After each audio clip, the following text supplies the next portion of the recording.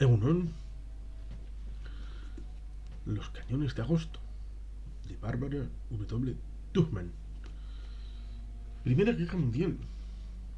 La gente, la humanidad, los humanos, se los prometían felices con el cambio de siglo, del siglo XIX al XX, hasta el punto de que historiográficamente se considera que sigue siendo siglo XIX histórico hasta 1914, porque los cañones de agosto son de agosto de 1914. Esta propuesta literaria,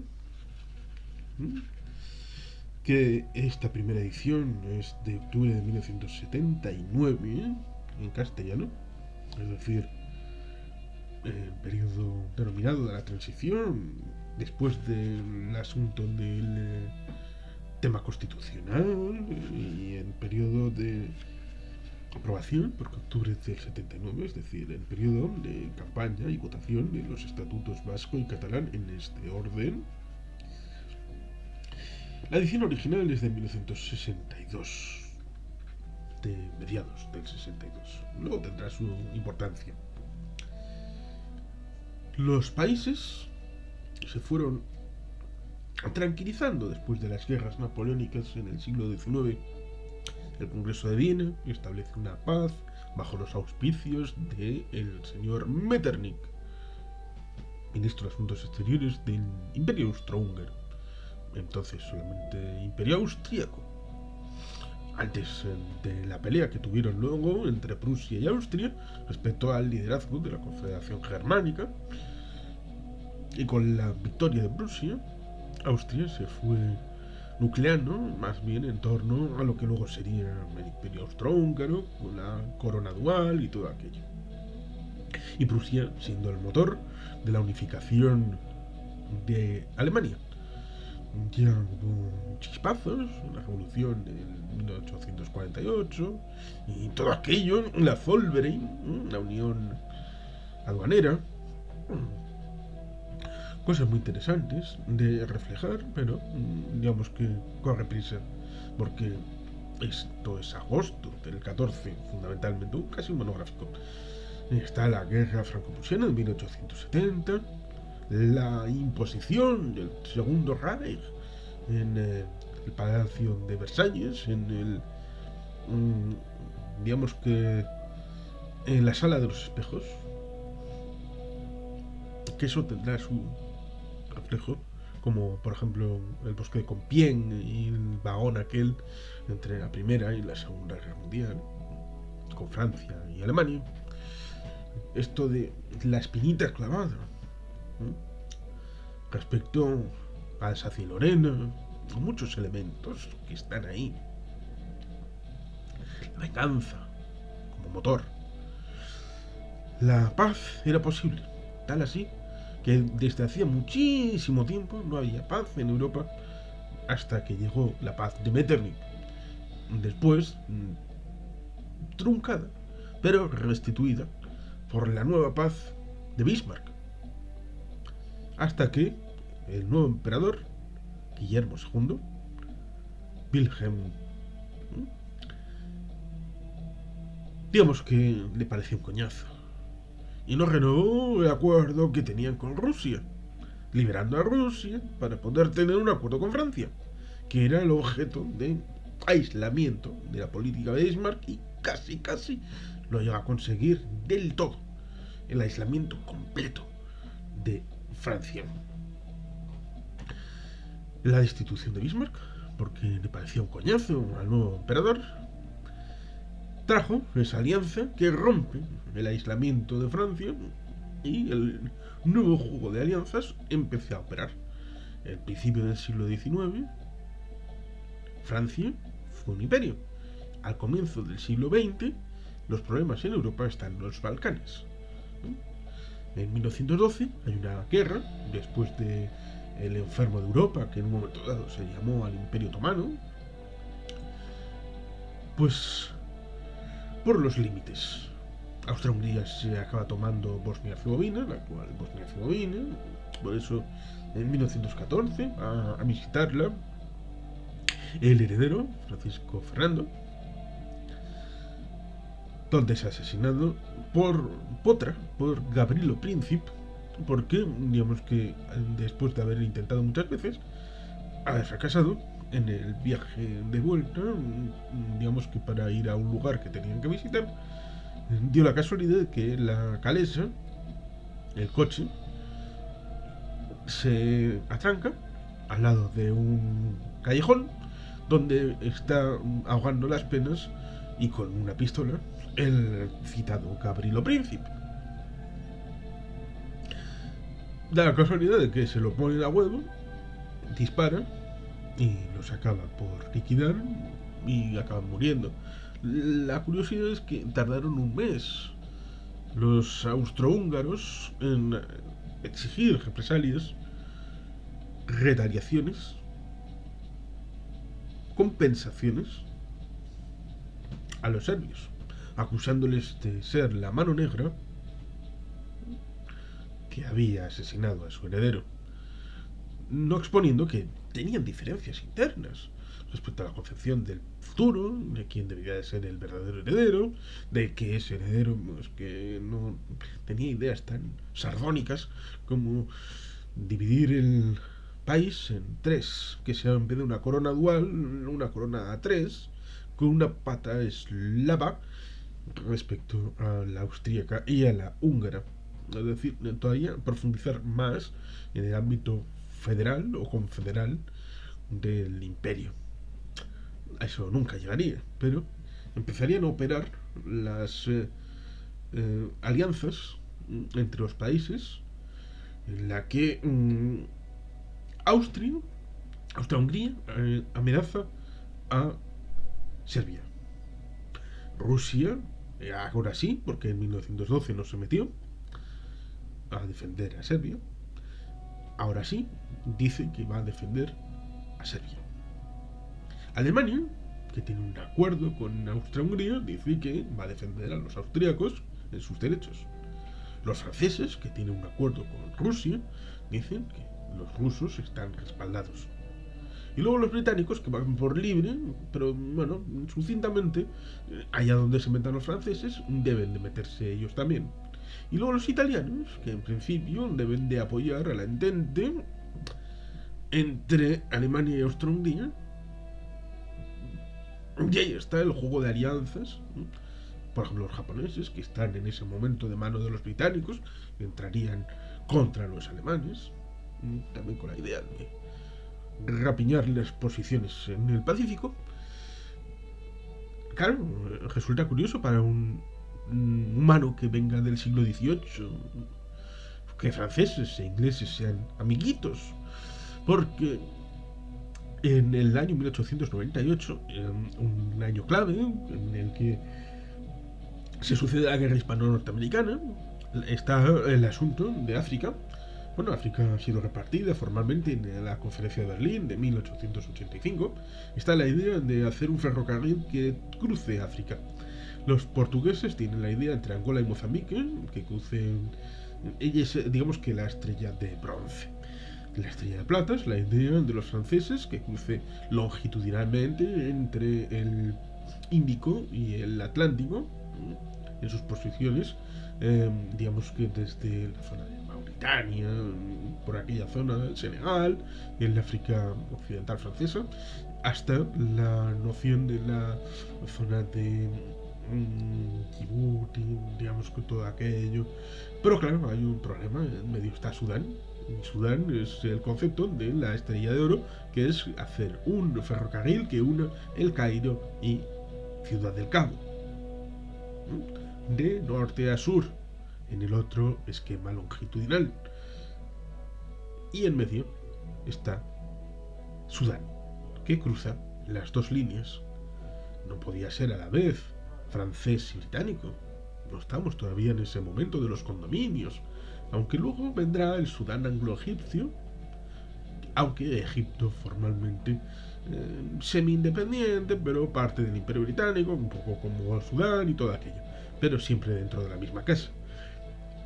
Está la misión Marchand, con destino Fachoda, donde se encuentra con los británicos, y ahí pasa lo que pasa, y al final en 1904 acabarían teniendo la entente cordial y la amistad eterna desde siempre y para siempre.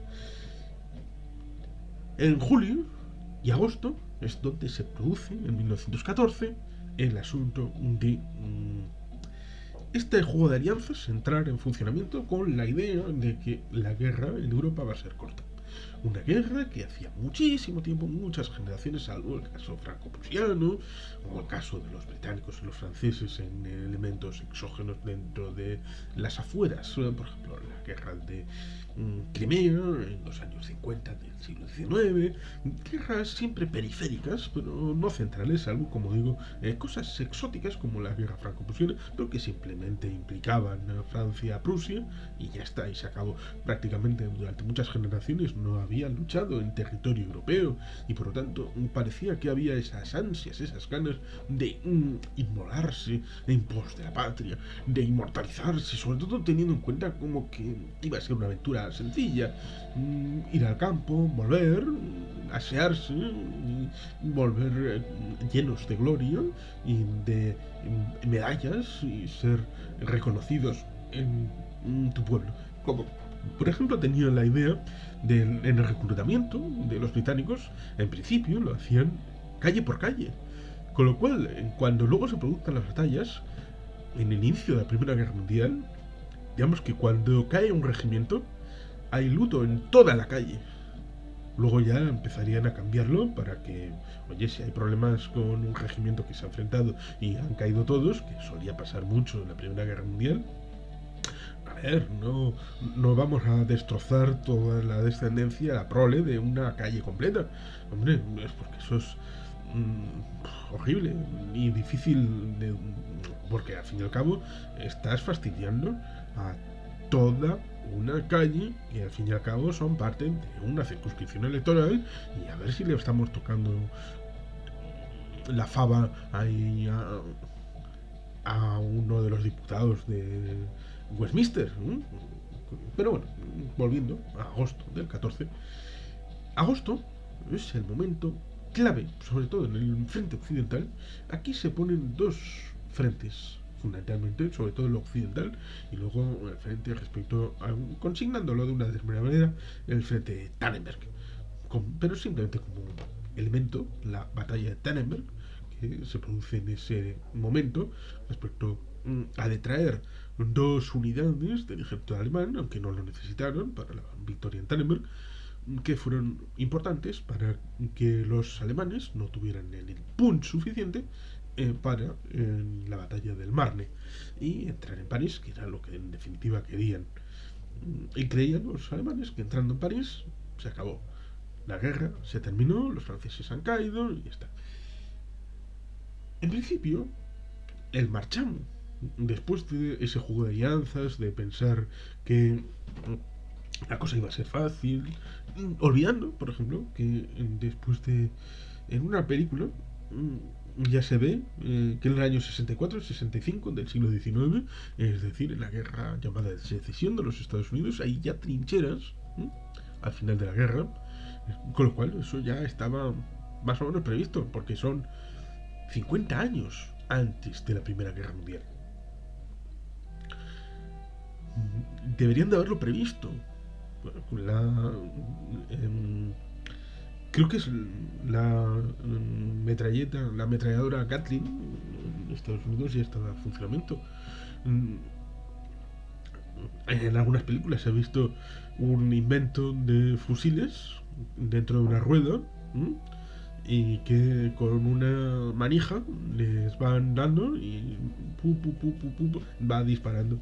Luego la ametralladora, que en parte se citará en una de las películas del caso Dreyfus, como elemento de que la unidad de la patria filosófica y espiritual merecía y necesitaba de la unidad de las filas, y que por eso el caso de Dreyfus era vital, porque se preveía que podía pasar, porque esto ya el caso de Dreyfus es después de la guerra franco-prusiana, que podía venir una retaliación contra los malvados alemanes para la recuperación de Alsacia y Lorena, fundamentalmente, pero que se necesitaba una grandeza de espíritu y una justificación, que era algo más allá del aspecto trascendente que estaba desapareciendo ya de manera definitiva, aunque tardaría bastante en desaparecer realmente, porque en las hebillas de los soldados alemanes ponía Gott mit uns, y los británicos también apelaban a Dios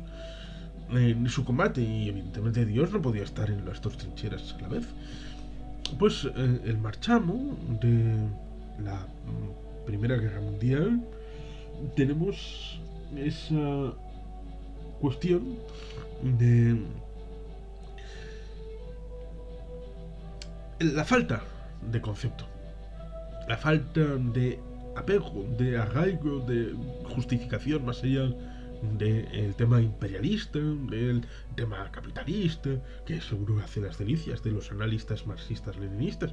Esta idea de que que quiero quiero esto de aquello, quiero tierra, quiero dinero, quiero beneficios, quiero materias primas, porque mi país, digamos que sufre, porque no le han dado lo que merece.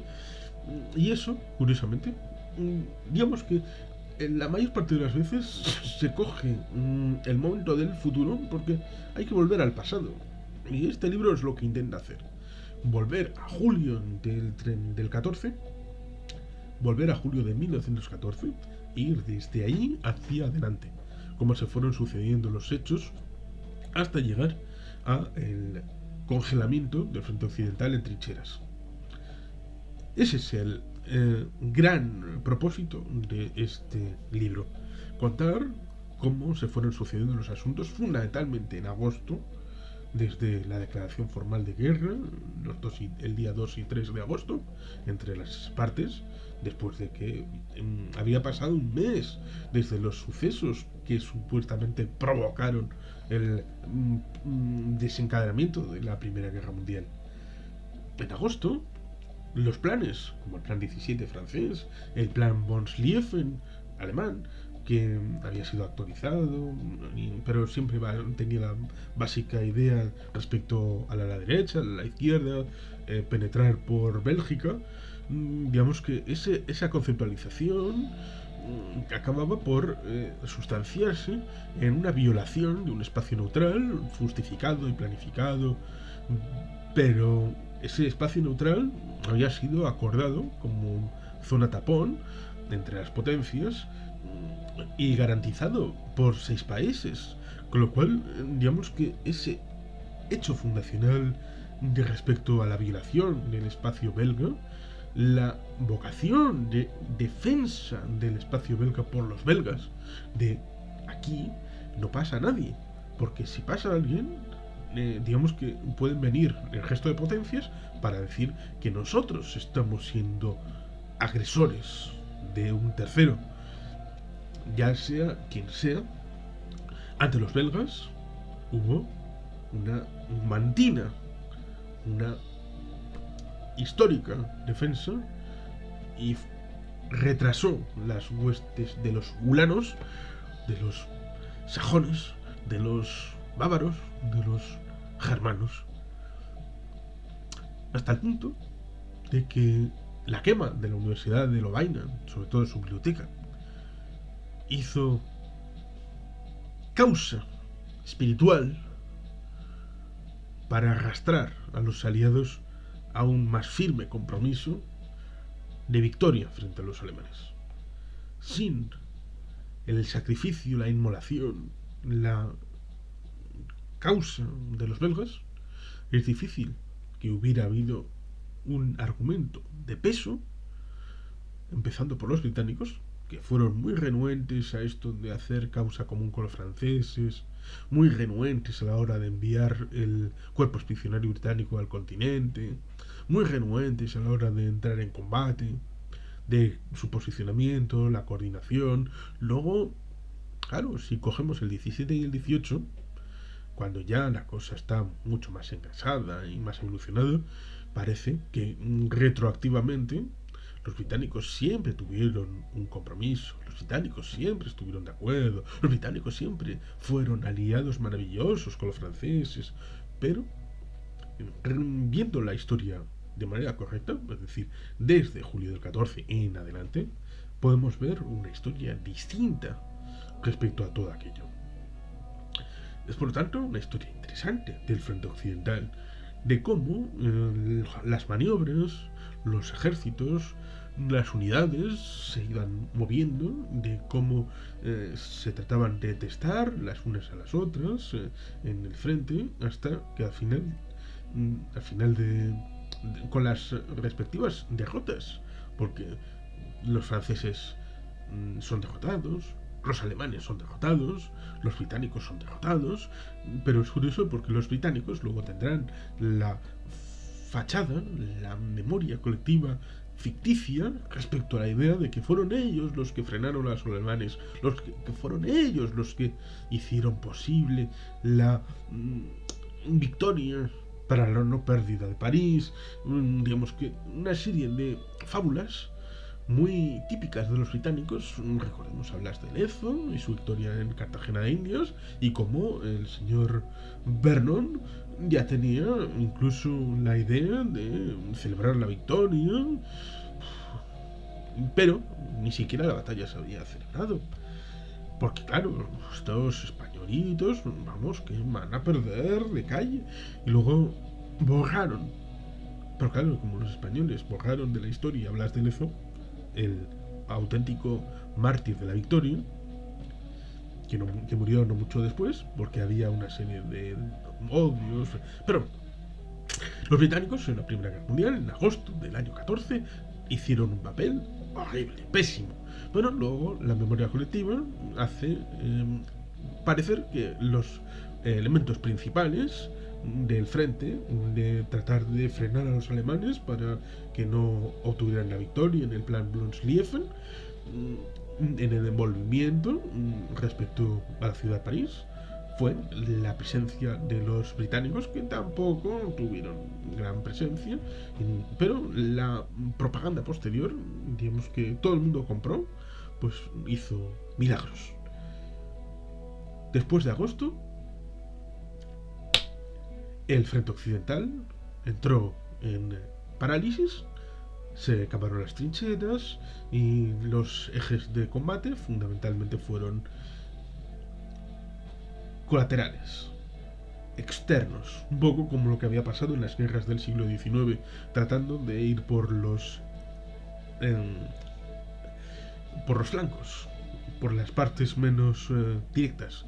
De ahí la idea de Churchill, primer lord del almirantazgo, de tratar de atacar a los estados otomanos, o estado otomano en singular, en Dardanelos. Porque el Goeben, como junto a otro barco, en ese agosto, en principio podía ser el miedo que tenían los británicos y los franceses, sobre todo los franceses, era que las tropas desde Argelia al continente europeo pudieran ser torpedeadas por estos barcos que estaban en el Mediterráneo de la flota alemana. Lo cual resulta curioso porque la flota alemana, al ministro de Marina alemán, que llevó 20 años, estuvo 20 años, creo que von Tirpitz, le decía cada cierto tiempo, bueno, yo te estoy haciendo la flota marina de guerra y dime, tienes un plan, ¿verdad? Un plan para, si llega una guerra, hacer una actuación. Sí, tenemos un plan. Y llegó el momento, en agosto del 14, von Tirpitz se acercó ahí a Marina de Guerra y les preguntó, bueno, ¿qué? ¿Puedo ver ese plan tan maravilloso? Ah, no, es que no existe, nunca existió. Maravilloso, fantástico. Pero luego son los españoles los que improvisan. Sí, claro.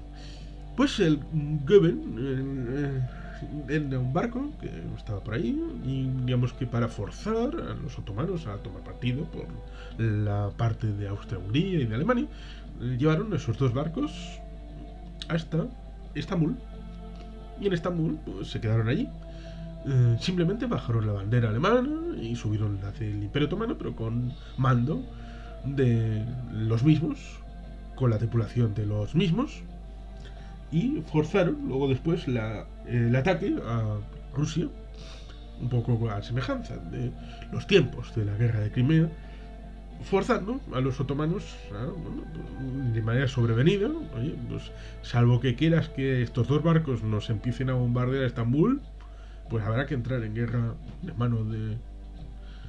Hasta el punto de inventarse que el Kaiser descendía de Mahoma para llamar a la yihad del sultán del Imperio Otomano. Hay que tener valor, valor para unir dinásticamente. No, hay que ir con el Kaiser, porque el Kaiser es de la familia del profeta. ¿Por qué es importante este libro, en definitiva? Que seguro que hay muchos que explican el inicio de la Primera Guerra Mundial y todo aquello. Este libro es importante porque, sobre todo la parte política, del juego de alianzas. Luego ya la batalla en el campo en el año 14, en agosto, es algo que no le interesó a la persona que leyó este libro en el año 62.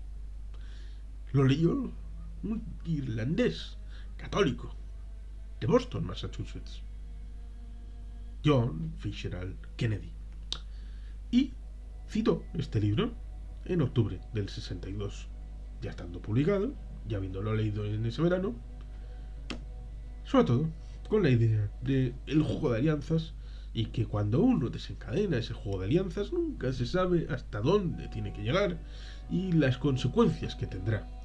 Estamos hablando de octubre, de la crisis de los misiles cubanos.